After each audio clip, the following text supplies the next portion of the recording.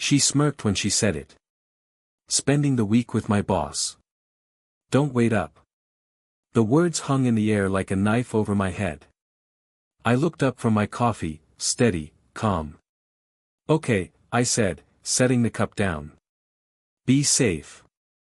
She thought I was weak. That I'd just sit at home and wait. The obedient husband. The blind fool.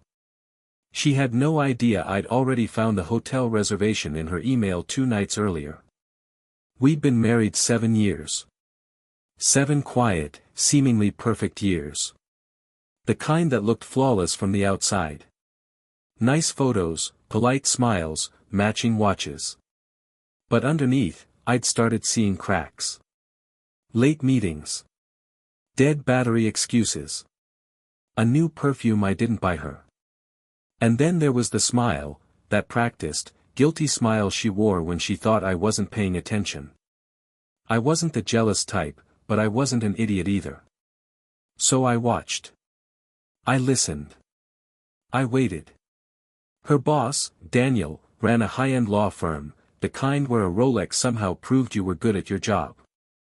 I'd met him once at a company dinner. He shook my hand too hard, held it too long, called my wife indispensable. I could hear the hunger in his voice before they even brought out dessert. When she started taking work trips on weekends, I started backing up her cloud files. Every photo. Every message. Every document. She didn't know her phone automatically synced whenever it connected to our home Wi-Fi. By the 3rd trip, I had everything: texts, receipts, videos, even a selfie she took in his hotel mirror wearing the necklace I'd given her for our anniversary. I didn't fall apart. I took notes. The plan started quietly. I didn't yell. I didn't confront her. I played the long game. Her favorite kind of manipulation, turned right back on her. First, I called a friend, a forensic accountant. He helped me move our joint savings into an account she couldn't access. A legal, silent transfer. Then I moved the house title into my name, something she'd signed years ago without even reading it. Then came the lawyer. Not hers, mine. A sharp woman with eyes that didn't flinch at stories like mine. She helped me draft divorce papers tight enough to kill any counterclaim. And then I waited for her to leave on her business trip. That morning, she wore her best dress, the one I used to say made her look untouchable. I watched her pack. Red lingerie. Perfume. That same smug smile. "You'll survive without me for a week, won't you?" she said, laughing. I smiled back. Of course. Have a good trip. She kissed my cheek. Casual. Practiced. It was almost impressive how easily she could lie. When the door closed, I looked at the time. 7:14 a.m. By 7:30, I'd already emailed everything, the texts, the videos, the receipts, to her firm's board of directors. I didn't send it from my own account, obviously. I used an anonymous email. Subject line: your managing partner's use of company resources. By the end of day 1, she was posting Instagram stories.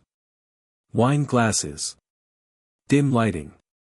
His reflection barely visible in the background. The kind of arrogance that only comes when you feel completely untouchable. Day 2, I met with Daniel's wife. A composed woman who'd known more than she'd let on. When I handed her the USB drive, she didn't cry. She just nodded, like I'd confirmed what her gut had been telling her all along. Day 3, the silence started. Her phone lit up over and over. 85 missed calls, all from her firm. I watched the screen light up on our shared tablet, sync through the cloud. By then, her firm had suspended both her and Daniel pending an internal investigation for misconduct and misuse of company funds. The photos. The hotel bills filed under client meetings. The travel expenses. It all screamed fraud. She tried calling me next. I let it ring. That night, she came home early. Makeup smudged. Eyes wild. She slammed the door and screamed my name. What did you do? I stayed at the kitchen counter, calm, like I'd been waiting for her. Nothing, you didn't start. You ruined me, she screamed, her voice cracking. No, I said. You ruined yourself. I just forwarded the evidence. She stared at me like she didn't recognize the man standing in front of her. Maybe she never had. Over the next few days, her world fell apart in slow motion. Daniel got fired. His wife filed for divorce.